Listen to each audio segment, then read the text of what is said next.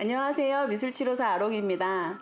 코로나19로 인해서 외부 활동, 집단 활동 등 일상생활에 많은 제약을 받고 있는 요즘입니다. 요즘은 언택트 소비가 증가하는 추세인데요. 예술치료에서도 크게 다르지 않은 것 같아요. 그래서 오늘은 미술치료사, 연극치료사를 모시고 예술치료 현황에 대해서 이야기를 나눠보는 시간을 갖도록 하겠습니다. 안녕하세요. 미술치료사 김희덕입니다. 안녕하세요. 연극치료사 김소진입니다.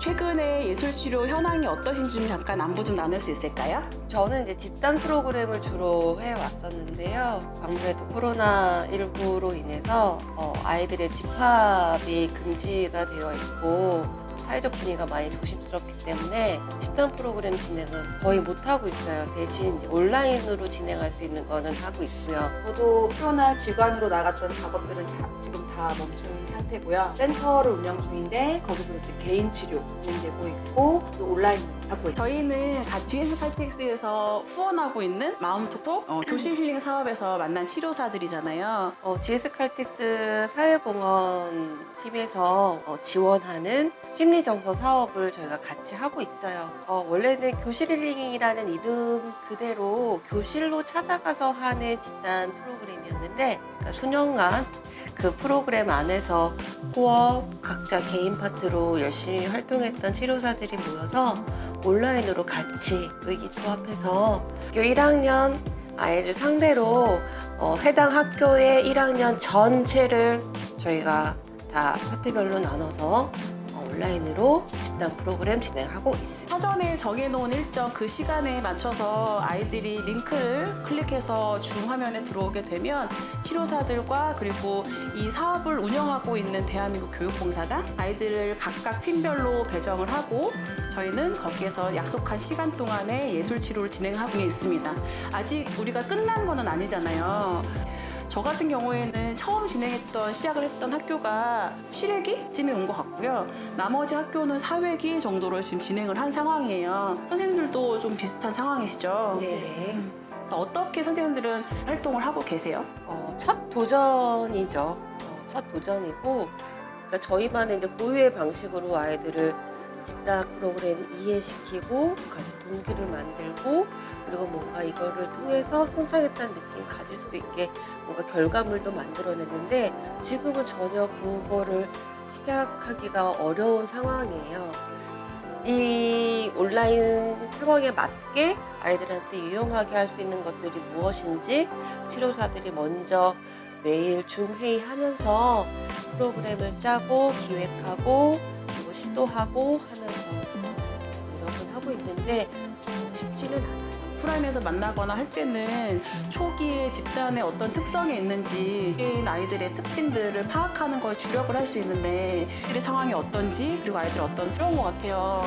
온라인으로 하고 있는 현재 예술치료에서 어떤 목표를 갖고 가야 할까? 가 참 큰 관건 중에 하나가 아닐까 싶어요. 제가 생각하는 연극치료의 가장 특징 중에 하나가 현장에서 즉흥적으로 사람들이 어떻게 반응하는지를 보고 그것들을 같이 변형해 본다거나 이런 것들을 했는데 사실 즉흥성과 현장성이 다 없는 세팅이 되어서 그러면 이런 온라인상에서 줌 같은 걸로 할 때 연극치료가 어떻게 바뀌어야 하는가, 뭐를 목표로 가져가야 되고 어떤 강점을 더 활용할 것인가에 대해서 사실 현재는 조금 막막하고 그냥 조금 프로그램에 대한 얘기, 회기별 과정에 대한 얘기를 좀 들어가 봐도 좋을 것 같아요. 이 온라인이라고 하는 곳이라서 약간의 시간차가 발생을 한다거나 또 아니면 아이들이 갖고 있는 장비 자체가 휴대폰을 쓴 경우들도 있고 노트북, 다양한 것들을 쓰는데 이게 와이파이를 잘 못 잡을 때 혹은 이 기능들이 카메라가 안 된다거나 소리가 안 되는 날이 있다거나 이런 것들로 인해서도 참 어려움이 많이 있긴 하더라고요. 그래서 이 프로그램을 할 때 가장 처음에 했었던 것 중에 하나는 장비들을 잘 하고 있는지 혹은 학생들이 카메라 앞에 서고 있는지 소리가 잘 나오는지 이런 장비들을 체크하는 것부터가 실은 오프라인과의 큰 차이 중에 하나인 것 같아요. 저는 아이들한테 계속 너가 지금 있는 공간이 안전하니? 그러니까 말하자면 중간에 막 부모님이 왔다 갔다 하시기도 하고 동생들이 왔다 갔다 하기도 하고 또 어떤 자기의 개인적인 이야기를 할 때 누가 듣고 있을 수 있는 환경이잖아요. 그래서 아이들한테 계속 안전한 곳으로 가라, 네가 느끼기에 안전하다고 생각하는 곳으로 가라라고 했는데 또 이제 집안 환경상 그럴 수 없는 환경들이 좀 있기도 하고 그래서 그런 너무 많은 변수에 노출되는 게 학교에 등교하지 않아서 서로의 얼굴도 모르고 등교했다고 하더라도 마스크를 쓰고 있어서 저 친구가 어떻게 생겼는지 무슨 목소리를 갖고 있는지 더구나 1학년 1학기라서 더더욱 서로에 대해서 모르고 있는 상황이라 표현할 수 있는 거 그리고 다른 친구들을 바라볼 수 있는 거 이런 것들에 좀 목표를 많이 잡고 시작을 했어요. 참여해도 괜찮겠구나.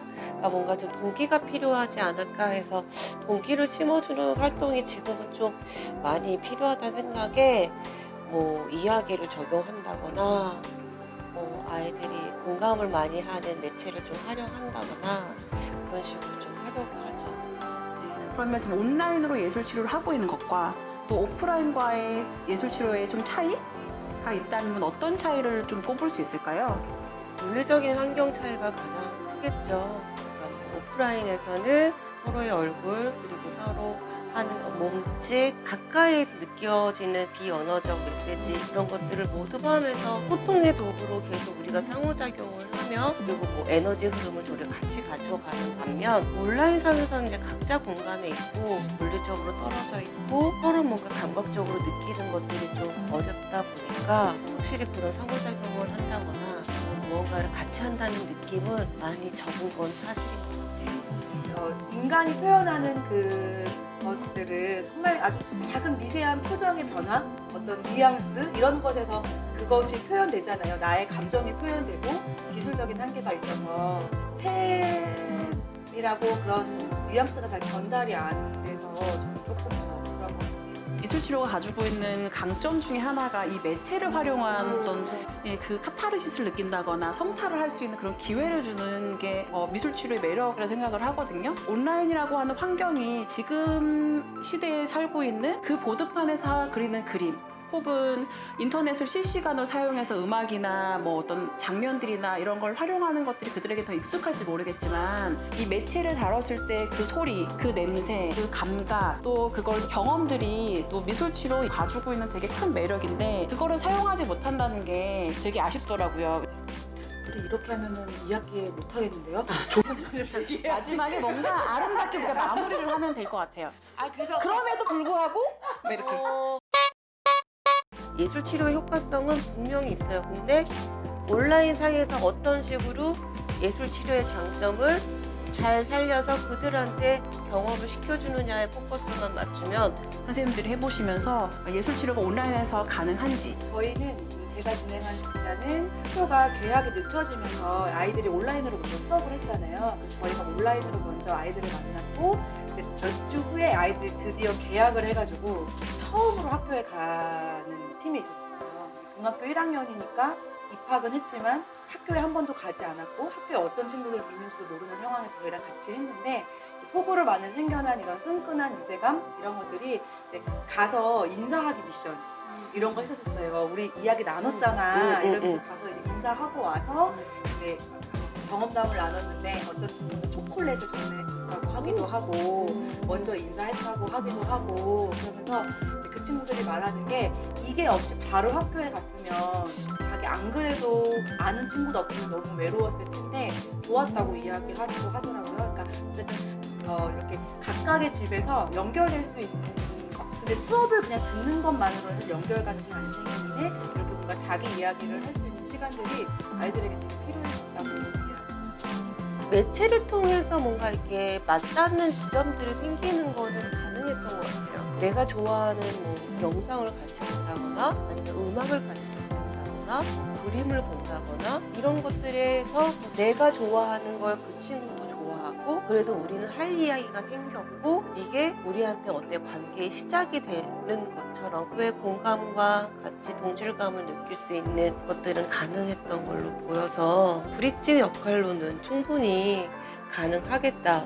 물론 우리가 이 작은 화면 안에서 이루어지는 관계이기는 하지만 과연 우리가 오프라인에서 만나서 서로를 동시에 이렇게 한눈 안에서 들어오는 경우들이 있을까? 그렇게 몇십 분 동안 내 모습은 어떻고 다른 친구들은 어떤 표정을 짓고 있고 하는 거를 집중해서 바라보는 시간이 있을까라는 생각이 들었을 때는 실은 되게 쉽지 않잖아요.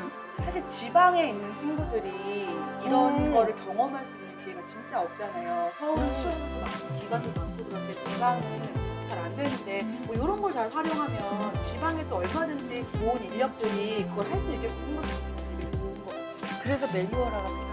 앞으로는 계속 언택트 사업들이 계속 발전할 수밖에 없을 거라는 생각이 들거든요. 선생님 생각에는 이렇게 언택트 상담들이 계속 활성화가 된다 혹은 온라인 치료가 이루어진다라고 한다면 어떤 부분들이 좀 더 준비가 돼야 될 것 같고 열악한 환경에 있는 친구들이 여기에서도 조건이 매우 안 좋더라고요. 아예 장비 자체가 갖춰지지 않는다거나 아니면 옆에서 반드시 도움이 필요한 친구들이 있거든요. 근데 그런 친구들 같은 경우는 온라인으로 혜택을 받기가 어려운 게 소외되는 경험을 하는 게 가장 안타까워서 그 친구들은 따로 뭔가 분리해서 개별적으로 진행할 수 있는 기회를 주는 게 온라인상에서는 여러 가지 요소들을 집어넣어서 새롭게 재창조를 해야 되지 않을까 싶은데 우리 이거 처음 시작할 때도 치료사들이 같이 회의를 할 때 그런 얘기를 했었잖아요.